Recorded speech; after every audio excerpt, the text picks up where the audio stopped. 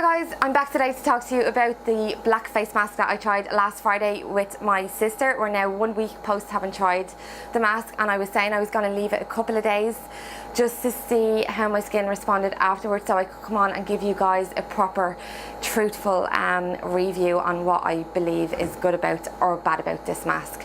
So my name is Caroline Hooper. I'm a certified laser specialist. We've got 3 clinics across Dublin, and we've had so many clients who are asking us about this mask, so that's the reason why we decided to try it out, to see what we thought and to give our recommendations on it.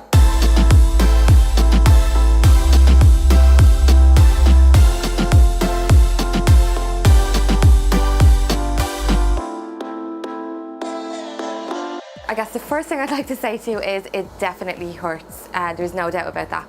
It was very painful. Now, I believe it depends on the person as well, and that's just being completely honest, because I wasn't doing it on my own. My sister was doing it with me. If you haven't already seen the video, I'll leave the link in the description below this video and you can go and check it out, and you'll see how differently the both of us responded to removing the mask. But it was absolutely hilarious.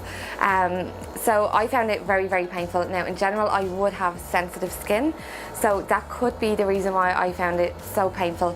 My sister got pleasure out of watching me doing it.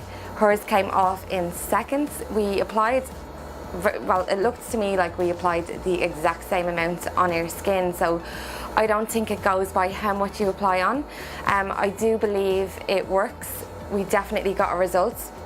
For me anyway, what I found was it 100% removes dead skin cells. That's inevitably going to happen with this mask.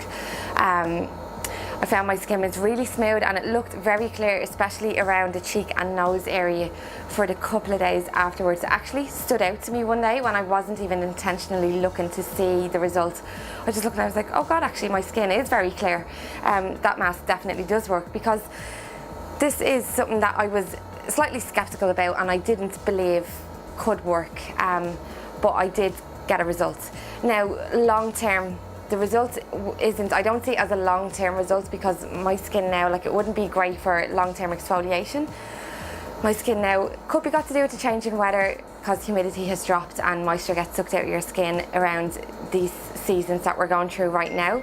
So my skin is very dry, very flaky, so I would have thought that with the exfoliation that I got from the mask that I wouldn't be experiencing the dryness and the flakiness that I'm now having a week after using the mask. So what I do believe is it's something that you need to probably keep on top of 2 to 3 times a week to keep the results going and always present on your skin. Now, the people I wouldn't recommend to use this mask, I 100% believe it's not suitable for all skin types. So who I'd recommend as a skin specialist, and just based on experience with how products react on people's skin differently. As I said, I have sensitive skin. Now, I wouldn't say I'm not suitable for using the mask, but anybody who would suffer with rosacea, their skin is super sensitive and could react to the mask in many different ways that wouldn't be very nice as an outcome. And also people who suffer with acne. I definitely wouldn't recommend putting this mask on top of any type of active acne.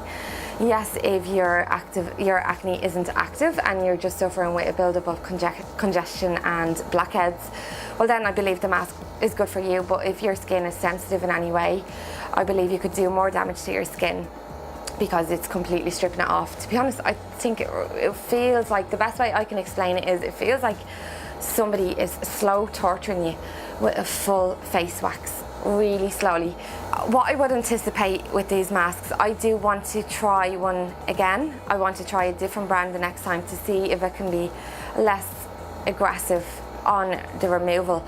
But I think what it comes down to is, I believe when you try it the second time, it's not going to be anywhere near as painful, because you're stripping all the hairs the first time you use it. So if you're going to be using the mask again a week or 2 after your first go, because you've already removed the hairs, I feel it's going to be a lot easier. So for anybody who's already tried this and feel the second go isn't as harsh on your skin or isn't as painful, let me know in the comments below, because I'd be keen to find out, because I know there's a couple of people up there reviewing it, but I haven't heard anybody telling you what the second application of the mask is like to remove. So that's definitely something that I'm going to try, and I'll be sure to come back on and let you guys know how that goes. But I'm anticipating it's it has to be less painful because we've already stripped the hairs on the first one. So now that I'm going to do this again, I plan to do it in a couple of days.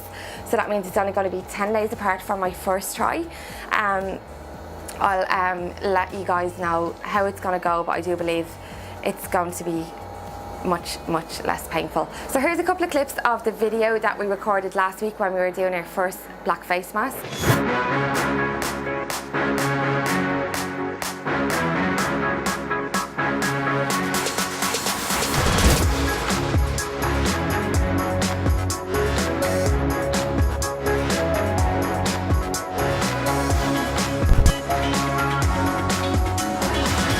You should be quicker, your forehead's smaller than mine. Don't hog in the mirror. If you want to see the full video, I've left a link in the description below this video, so make sure to go and check it out. And give me any feedback on what you already have using these masks, if you've already tried it, or what brands you feel work best for you. Thanks for watching and see you next time.